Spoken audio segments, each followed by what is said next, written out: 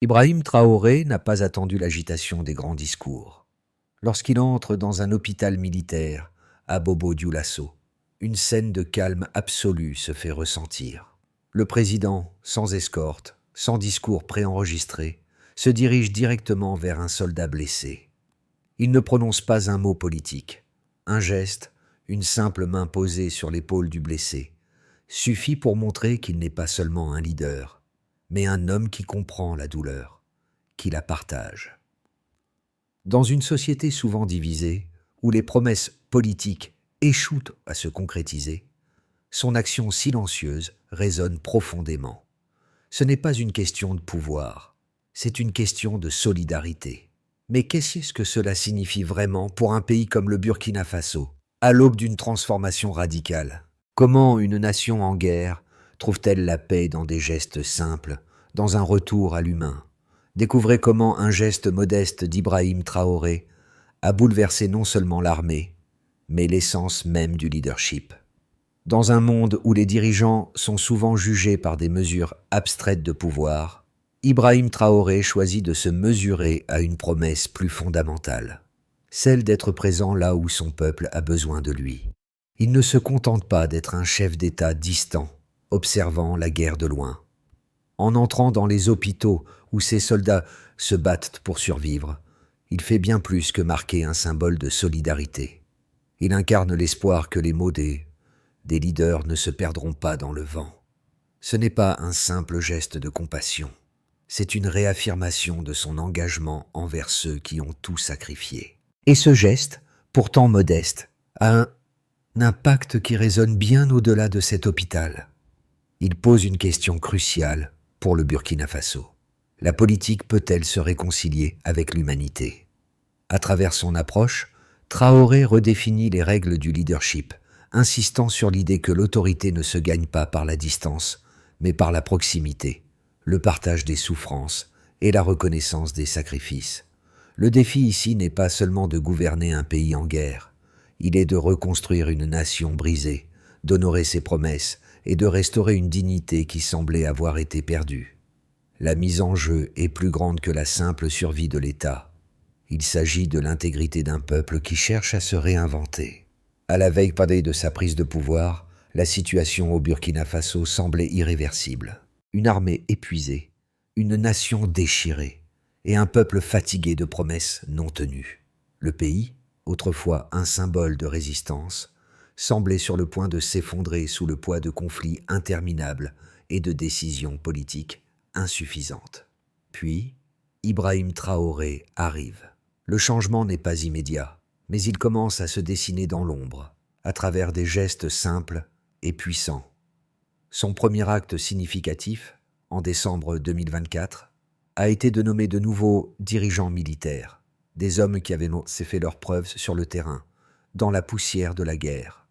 Ces nominations n'étaient pas basées sur des considérations politiques, mais sur des choix stratégiques et humains. En janvier 2025, un mois seulement après la nomination de ces nouveaux commandants, la structure de l'armée commence à se décentraliser. Cette décision, à première vue anodine, marque le début d'une révolution interne, une transformation du cœur même de l'armée burkinabé. Chaque unité est conçue non seulement pour être rapide et réactive, mais aussi pour créer une véritable confiance, une cohésion entre le commandement et les troupes. Les premiers résultats sont visibles. Les soldats, longtemps oubliés, commencent à percevoir un changement réel. Les bases, autrefois abandonnées à leur sort, reçoivent de nouvelles ressources, des équipements de meilleure qualité et surtout des promesses de soutien. Mais l'impact va bien au-delà de la simple logistique. C'est un changement d'état d'esprit qui prend forme. Traoré, en dirigeant non pas depuis un bureau isolé, mais en étant constamment présent sur le terrain, fait passer un message. Il est l'un des leurs. Cette proximité ne se limite pas à des visites formelles. Elle se traduit par des discussions directes avec les soldats, par des gestes de soutien visibles. Ce qui est en train de se créer, c'est plus qu'une armée restructurée. C'est une nouvelle forme de leadership, plus humaine, plus proche des réalités du terrain, où chaque décision est guidée par l'intérêt de l'armée, mais aussi celui du peuple. Mais ce processus de transformation ne se fait pas sans tension. Le monde extérieur commence à observer, intrigué et parfois inquiet. Les analystes internationaux parlent de consolidation du pouvoir. Certains évoquent une nouvelle forme de militarisation du Burkina Faso. Pourtant, à l'intérieur du pays, la perception est tout autre. Les soldats, comme les civils, se sentent de plus en plus respectés, écoutés et soutenus par un gouvernement qui ne les considère plus comme de simples pions dans un jeu politique, mais comme des héros de la nation. Cette dynamique de changement va au-delà de la simple réorganisation militaire. Elle touche le cœur même de la société burkinabé, d'une manière que l'on pourrait qualifier de révolution silencieuse. Ibrahim Traoré, dès son arrivée au pouvoir, a rapidement démontré qu'il n'était pas simplement un produit du système militaire, mais un leader porteur d'une vision profondément ancrée dans les réalités du terrain. Contrairement à ses prédécesseurs, qui gouvernaient depuis des bureaux isolés et souvent déconnectés du quotidien des soldats et du peuple, Traoré a compris que pour rétablir la confiance et redonner espoir à une nation brisée, il devait d'abord renouer un lien intime avec ceux qu'il dirigeait. Ce lien ne s'est pas forgé par des discours pompeux ou des promesses en l'air, mais par des actions concrètes. Ses premières mesures ont été de réorganiser l'armée en profondeur, non seulement pour renforcer sa capacité à combattre l'insurrection, mais aussi pour restaurer la dignité des soldats. En décentralisant le pouvoir et en offrant aux commandants locaux plus d'autonomie, Traoré a créé un système où chaque soldat pouvait se sentir directement impliqué dans la défense de son pays. Mais l'impact de Traoré ne se limite pas à la réorganisation militaire. Il a apporté une nouvelle culture du leadership, plus accessible, plus humaine. Il n'était plus un président lointain, mais un homme parmi les siens, partageant leurs défis, écoutant leurs douleurs et répondant à leurs attentes. Le fait qu'il prenne le temps de visiter les hôpitaux militaires, de serrer la main des blessés et de leur promettre son soutien a eu un effet bouleversant sur le moral des troupes. Ces gestes ne se limitaient pas à un simple acte de compassion, mais incarnaient une nouvelle ère de leadership où la loyauté n'était pas imposée, mais méritée. Ce changement de leadership s'est rapidement répercuté sur l'ensemble de l'armée. Les soldats, qui s'étaient longtemps sentis abandonnés, se sont sentis reconnus, respectés et surtout soutenus par un gouvernement qui, pour la première fois depuis longtemps, agissait de manière tangible et efficace pour leur bien-être. Cette transformation ne s'est pas limitée à la sphère militaire. Elle a eu un impact direct sur la société civile, où la perception du pouvoir et de l'armée a changé radicalement. L'armement de l'armée, qui autrefois était désuet et insuffisant, a été modernisé, et les conditions de vie des soldats se sont nettement améliorées. Ce changement a également renforcé la cohésion nationale, car la population a vu en Traoré un dirigeant qui comprenait les réalités du terrain et les difficultés qu'il traversait. Traoré a aussi su engager les civils dans son projet de renouveau. En intégrant les bénévoles pour la défense de la patrie, les VDP, volontaires pour la défense de la patrie, dans les forces armées régulières, il a non seulement renforcé la capacité militaire, mais aussi donné un nouveau sens à l'engagement citoyen. C'était un acte politique majeur, car il a permis aux civils, souvent considérés comme de simples spectateurs des conflits, de devenir des acteurs à part entière du processus de défense nationale. C'était aussi un acte symbolique, montrant que le pays, dans sa reconstruction, ne laisserait personne de côté. Les premières victoires n'ont pas tardé à se manifester. L'armée, galvanisée par cette nouvelle vision, a montré une efficacité redoublée sur le terrain. Les lignes de ravitaillement autrefois coupées ont recommencé à fonctionner et les bases avancées, longtemps négligées, ont retrouvé vie. Les hélicoptères, longtemps cloués au sol à cause de pannes constantes, ont recommencé à voler, apportant un soutien vital aux troupes. Traoré avait montré que la transformation ne venait pas seulement d'une réorganisation structurelle, mais aussi d'un changement dans la manière de penser et de percevoir le rôle du militaire et du citoyen dans la société. Ce changement a été également visible dans l'attitude des soldats, qui ont commencé à faire preuve d'une confiance renouvelée dans leur commandement. Les mots de Sorari, les mots de Traoré, souvent prononcés lors de ses visites surprises dans les casernes, avaient un effet direct sur le moral des troupes. Les critiques, qui autrefois circulaient en privé au sujet de l'inefficacité de l'armée et de la négligence de l'État, ont progressivement disparu, remplacées par un sentiment général de fierté et de détermination. Pour la première fois, les militaires savaient qu'ils n'étaient pas seuls dans leur lutte. Ils avaient un leader qui, comme eux, se battait pour l'avenir du pays. Le Burkina Faso, en décembre 2024, se trouvait à un carrefour. La situation était fragile, et la guerre contre les insurgés semblait sans fin. L'armée était démunie, épuisée par des années de conflits incessants, et la nation tout entière semblait à la dérive. Mais tout a changé le jour où Ibrahim Traoré a pris la tête du pays. Ce qui allait suivre était bien plus qu'une série de réformes militaires.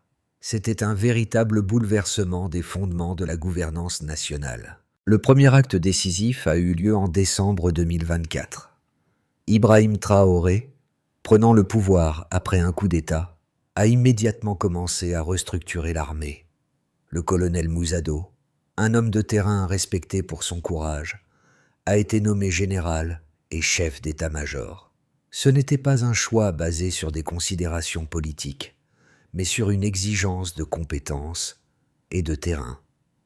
Ce geste fort a envoyé un message clair à l'armée. Il était temps de repartir sur de nouvelles bases. Un mois après, en janvier 2025, le processus de décentralisation du commandement militaire a commencé. La première brigade d'intervention rapide a été formée dans le but de répondre aux menaces insurgées avec agilité et rapidité. Cette unité, surnommée les Beurs, a été conçue pour opérer dans des conditions extrêmes, s'adaptant rapidement aux tactiques ennemies. Elle devait devenir le modèle de l'armement futur de l'armée, permettant une flexibilité et une capacité de réponse jamais atteintes auparavant. Ce tournant militaire a été accompagné de réformes structurelles qui ont profondément affecté la manière dont l'armée et les civils interagissaient.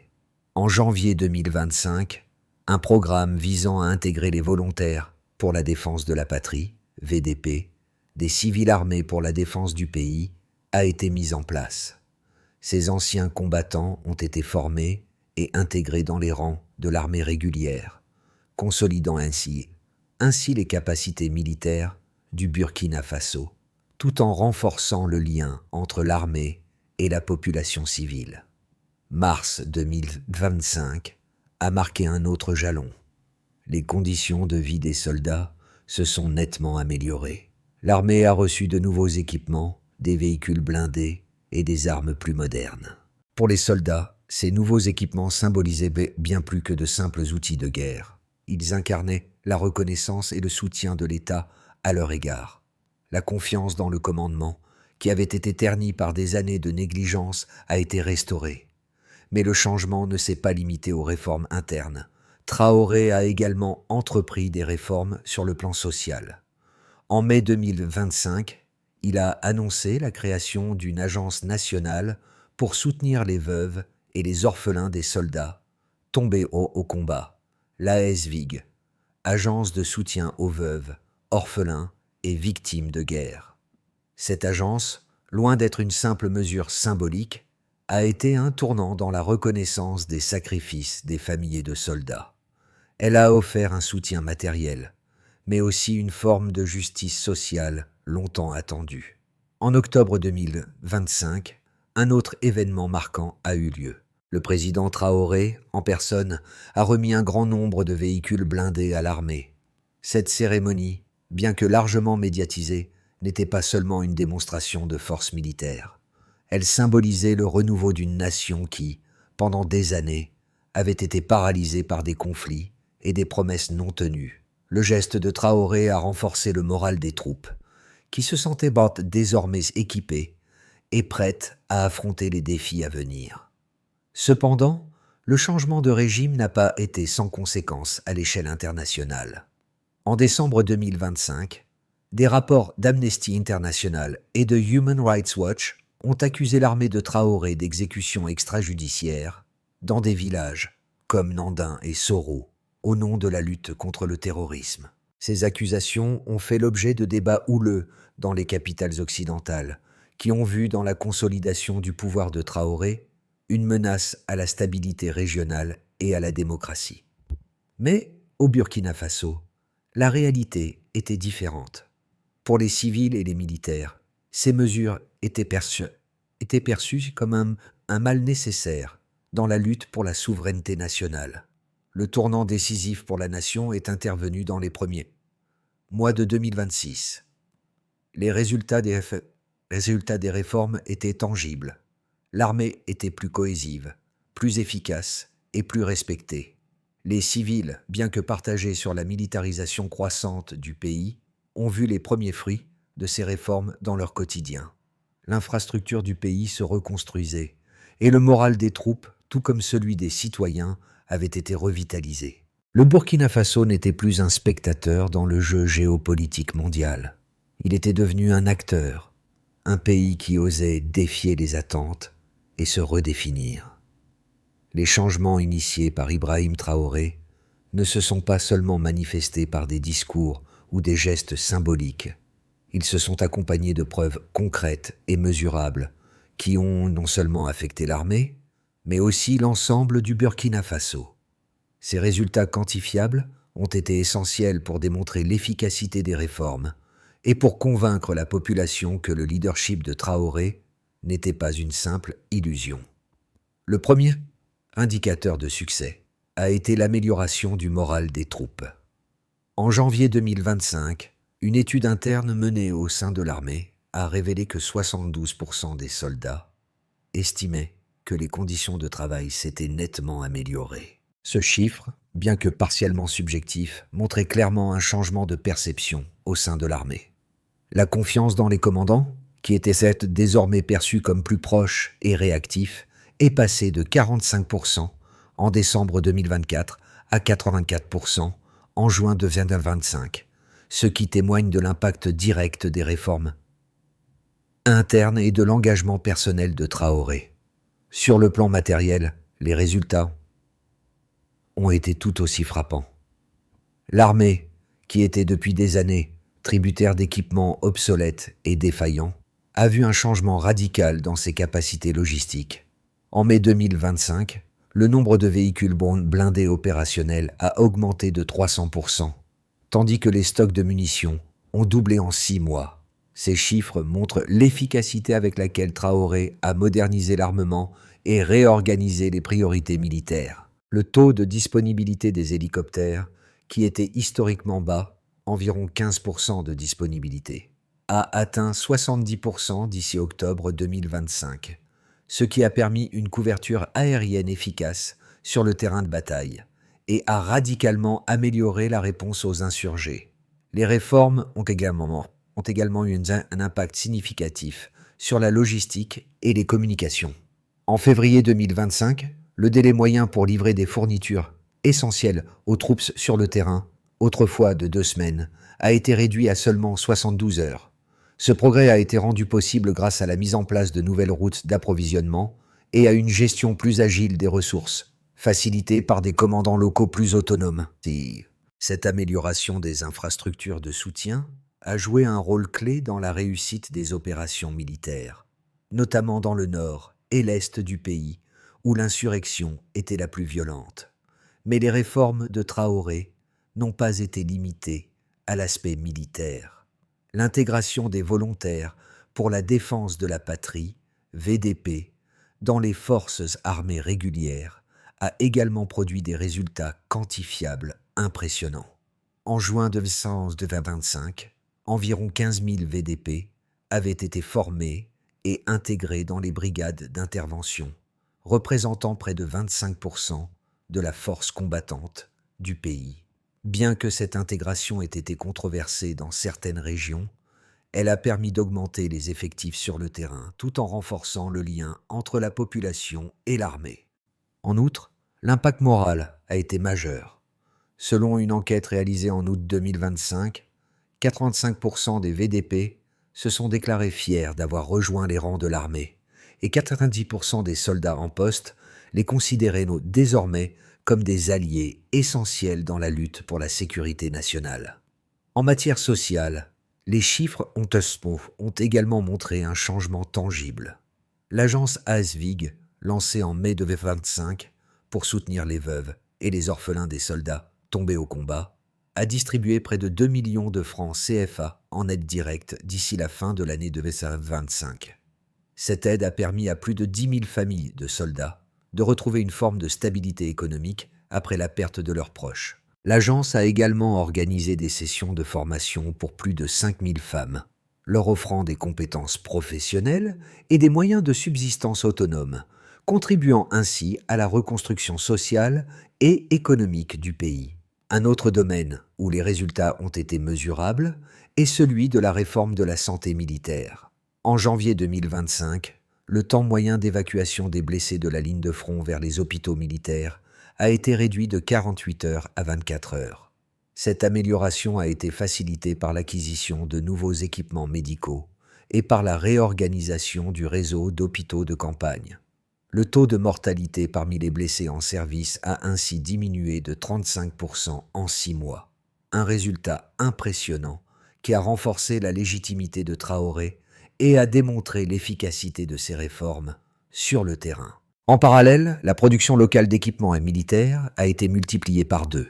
Le Burkina Faso, autrefois dépendant de l'aide extérieure, a commencé à produire ses propres armes légères et munitions, ce qui a permis au pays de renforcer son autonomie et de réduire sa dépendance vis-à-vis des nations étrangères. Ces chiffres témoignent de l'engagement de Traoré à reconstruire une nation non seulement sur le plan militaire, mais aussi sur le plan économique et social. Le modèle de leadership de Ibrahim Traoré, bien qu'admiré par une grande partie de la population, n'a pas été exempt de critiques. 2 points de vue opposés se sont confrontés.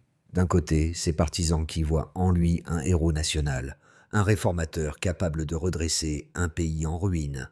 De l'autre, des critiques, principalement occidentales, qui perçoivent sa montée en puissance comme un tournant autoritaire menaçant les principes démocratiques et les droits de l'homme. Il est crucial de considérer ces 2 points de vue pour comprendre la complexité de la situation au Burkina Faso sous sa gouvernance. D'une part, les partisans de Traoré soulignent que son leadership a permis une renaissance morale et matérielle du pays. L'armée, désemparée et sous-équipée, a retrouvé une efficacité opérationnelle inédite et le pays a vu une transformation rapide dans la gestion de ses ressources humaines et matérielles. L'intégration des volontaires pour la défense de la patrie, VDP, dans les rangs réguliers, n'est pas simplement perçue comme une décision pragmatique face à la montée des menaces insurgées, mais comme un acte symbolique fort de réconciliation nationale.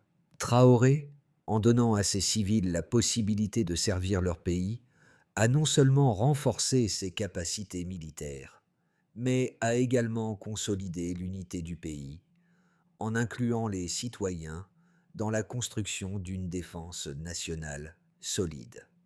C'est une approche qui vise à renforcer l'identité nationale en unifiant toutes les couches de la société autour d'un objectif commun, la souveraineté et la résilience face à la menace. Les réformes sociales mises en place par Traoré ont eu un impact direct sur le quotidien des Burkinabés. L'agence ASVIG, en particulier, a permis de transformer la manière dont les familles des soldats morts au combat sont traitées. Plutôt que d'être laissées pour compte, elles ont été soutenues matériellement et psychologiquement, offrant un modèle de soutien social que peu d'autres nations en guerre pourraient revendiquer. Les résultats sont tangibles. Des milliers de familles ont reçu des compensations, des formations et des opportunités pour se reconstruire. Ces efforts, combinés à la restauration du moral des soldats, ont permis à l'armée de regagner la confiance de ses troupes et de la population. D'autre part, les critiques ont des préoccupations légitimes concernant les dérives potentielles de ce modèle. La montée en puissance de Traoré, qu'il qualifie parfois de militarisation excessive, soulève des questions sur l'équilibre entre autorité et démocratie. La concentration de pouvoir entre les mains d'un seul homme, même pour des raisons de pragmatisme militaire, peut être perçue comme une ouverture vers un régime autocratique. Les inquiétudes ont été amplifiées par les rapports d'Amnesty International et de Human Rights Watch, qui accusent l'armée de Traoré de commettre des violations des droits humains, notamment des exécutions extrajudiciaires dans le cadre des opérations contre les insurgés. Bien que ces accusations n'aient pas été prouvées au-delà de tout doute, elles ont alimenté un discours international sur la tendance autoritaire du gouvernement de Traoré. Les observateurs étrangers se demandent si, en cherchant à restaurer l'ordre, ils ne risquent pas de sacrifier des principes démocratiques fondamentaux, notamment la liberté de la presse, l'indépendance de la justice et le respect des droits individuels. Les défenseurs de Traoré, cependant, répliquent que la situation exceptionnelle du Burkina Faso justifie des mesures exceptionnelles. Le pays, plongé dans une guerre asymétrique contre des groupes insurgés, ne pouvait pas se permettre le luxe de se conformer strictement aux normes démocratiques traditionnelles lorsque sa survie était en jeu. Le contexte de guerre a obligé le pays à prendre des décisions difficiles, et pour ses partisans, Traoré est un homme qui fait ce qu'il faut pour sauver la nation. Selon eux, le véritable danger ne vient pas d'un leadership militaire, mais de l'incapacité des gouvernements précédents à répondre efficacement aux défis de sécurité du pays. En ce sens, la militarisation de l'État sous Traoré est perçue comme une nécessité, un mal nécessaire pour protéger les intérêts de la nation et de ses citoyens. En réalité, les deux points de vue possèdent des éléments de vérité. D'une part, le leadership de Traoré a incontestablement permis au Burkina Faso de se relever d'une crise de gouvernance et de sécurité majeure. D'autre part, il existe des risques inhérents à une concentration de pouvoir aussi forte, qui pourrait, si mal gérée, dériver vers une forme de gouvernance moins inclusive et plus répressive. Le défi pour Traoré sera de trouver un équilibre entre l'autorité nécessaire pour maintenir l'ordre et la démocratie, qui permet à chaque citoyen d'exercer ses droits et de participer activement à la reconstruction du pays. Le véritable tournant dans la présidence de Ibrahim Traoré n'a pas été une victoire militaire ou une réforme politique majeure, mais une révélation silencieuse qui a changé à jamais la perception du peuple burkinabé envers leurs dirigeants. En mai 2025, après des mois de restructuration militaire et de réformes sociales, Traoré a effectué un geste qui allait marquer l'imaginaire collectif. Il a personnellement visité l'hôpital militaire de Bobo-Dioulasso, un lieu symbolique où les soldats blessés pendant les combats recevaient des soins. Ce n'était pas la première fois qu'il se rendait sur le terrain, mais ce geste particulier avait une portée bien plus profonde. Ce n'était pas un simple passage officiel. Pas de discours, pas de promesses. Il a pris le temps de s'arrêter à chaque lit, de poser une main sur les épaules des blessés, d'écouter leurs récits.